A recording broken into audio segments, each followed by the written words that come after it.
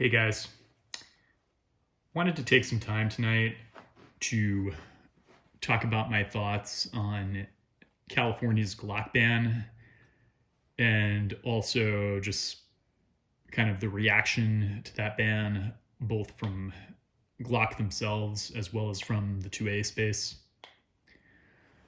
As you can tell, I'm pretty much about as much of a Glock fan as any. I own 4 Glocks, which you see here, and then in the center is my Shadow Systems XR920, which is a Gucci Glock clone, not made by Glock themselves.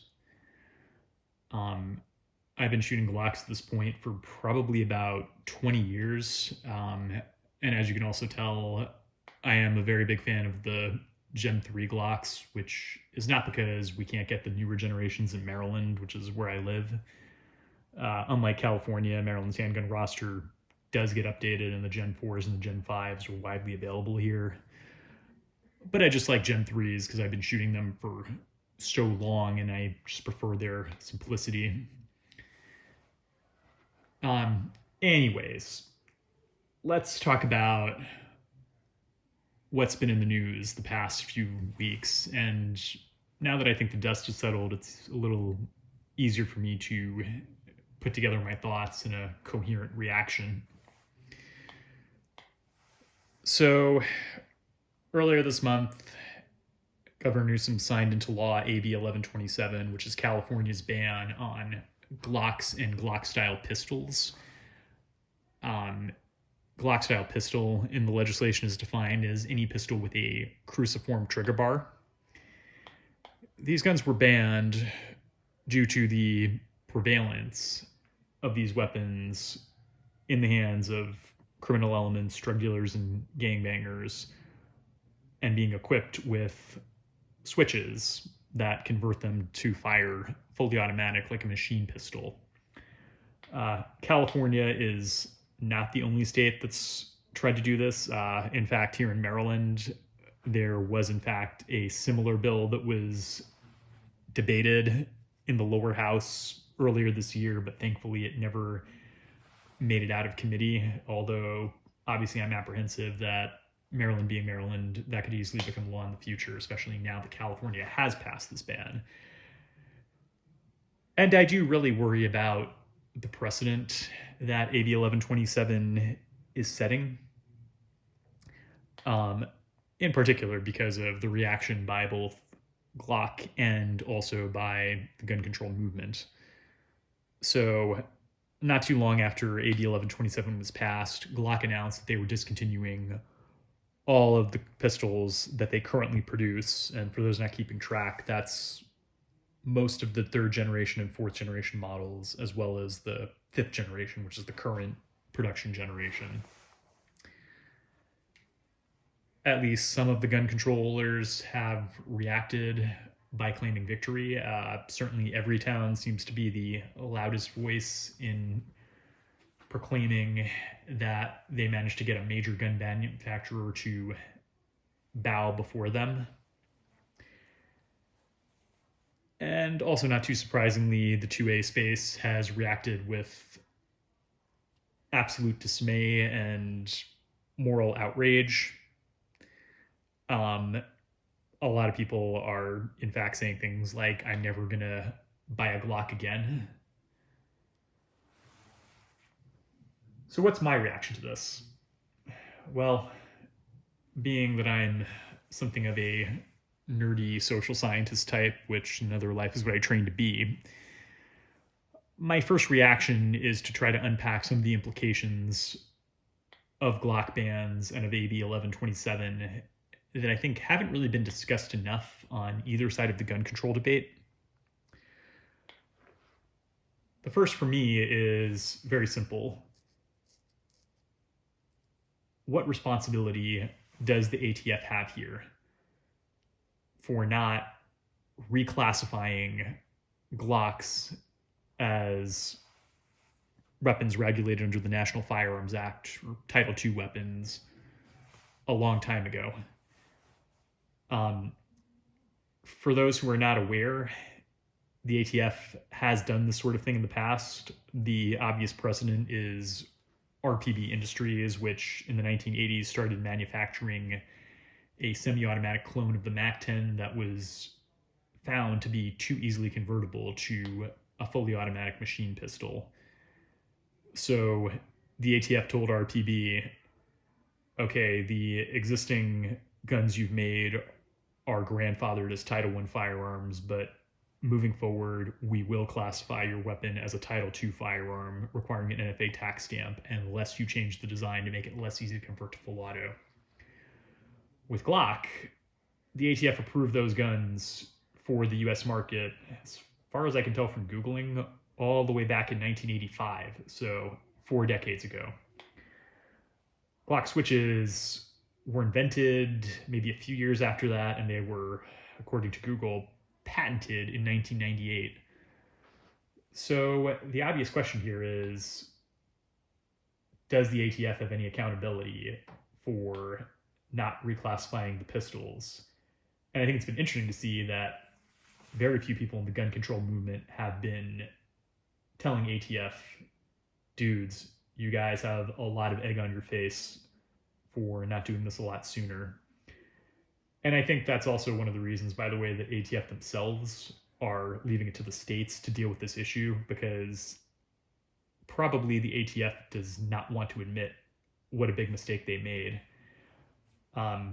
Some gun controllers would probably argue that their funding cuts and their relative leaderlessness the past 15 or so years is the cause of this. But to that, I would respond, no, ATF has known about this issue for almost 30 years now, and they didn't act. So they definitely need to be discussed in this a lot more than they are. So yeah, that's one implication for me about this whole debate. The second implication I have, and this is really my bigger concern, is whether this is going to become a pattern for banning other types of firearms in the future, in particular what the gun control movement calls assault rifles, AR-15s, and the like.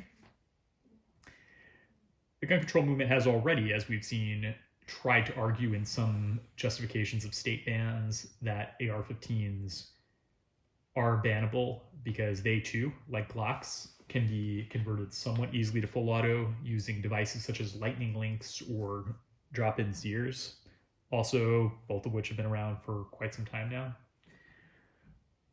The gun control movement is leaning on the fact that the Supreme Court ruled in the 2008 Heller decision, well, they didn't rule, but they implied in their ruling that they thought the NFA was constitutional. So they're kind of hoping SCOTUS is going to say, well, okay, maybe commonly used firearms cannot be banned, but those that are readily convertible to NFA firearms are, because the NFA is constitutional. To that, I would respond, what's next? Are you going to argue that that shotguns can be banned because they too can be converted to NFA firearms, i.e. short-barreled shotguns, simply by cutting off the barrel with a hacksaw and the stock with a hacksaw? Yeah, that's definitely a potential counter-argument, because I don't think anybody on the gun control side is prepared to argue that the Overton window in the United States is not there. But it's an interesting thought experiment that I think should be considered. Another point I wanted to make in terms of the reaction is what Glock is doing may seem like a betrayal, but if you read back about 6 months, and by the way, this has been actually talked about by some gun tubers I watch, this actually was coming all along, maybe just not on the same scale. Glock already announced back in April that they were discontinuing all of the Gen 4s, almost all of the Gen 3s, and even a few Gen 5 models, namely the Gen 5 Glock 34, which I remember being shocked at that one because, honestly, the Glock 34 that I own is my favorite pistol to shoot, and I figured the market for those was still healthy, but maybe I was wrong. So really about the only thing AB 1127 is forcing Glock to do is scale up their production drawdown on models that they were already planning to sunset anyway. But at the same time, I do understand the 2A community's reaction. Glock is absolutely foolish for not appreciating the optics of how this looks. Certainly, the fact that it's being proclaimed as a victory by Everytown is very frustrating and disheartening.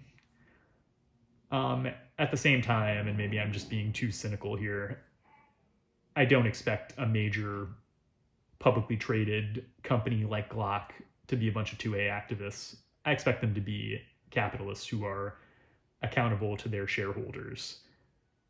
And to nobody's surprise, certainly not my surprise, that's exactly what they're doing. Do I wish it were different? Yeah, sure. But I also just don't get my hopes up. I mean, at the end of the day, the biggest gun companies around the world are going to be forced to cave in a situation like this where, according to Glock, they were facing the loss of 200,000 pistol sales a year, which is what the California market apparently represented.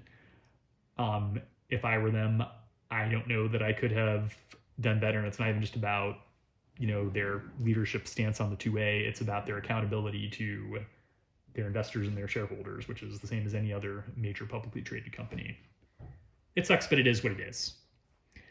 I do think that the reaction I've seen from some people in the 2A community has been, quite honestly, a little overblown. Not because I'm saying they don't have the right to be disappointed and even a little bit outraged, but some of the reactions I've seen have been downright hilarious. I think the funniest one to me was right after the news broke that Glock was discontinuing their pistols. I saw a few people saying, well, I'll just buy a clone like a Shadow Systems instead. And as you guys can see, my only non-Glock clone is my Shadow Systems XR920, which I've shown off on this channel previously. But then the kicker is, not too long after Glock announced that it was going to be discontinuing its old pistols to rework them into a legal configuration, Shadow Systems did the exact same.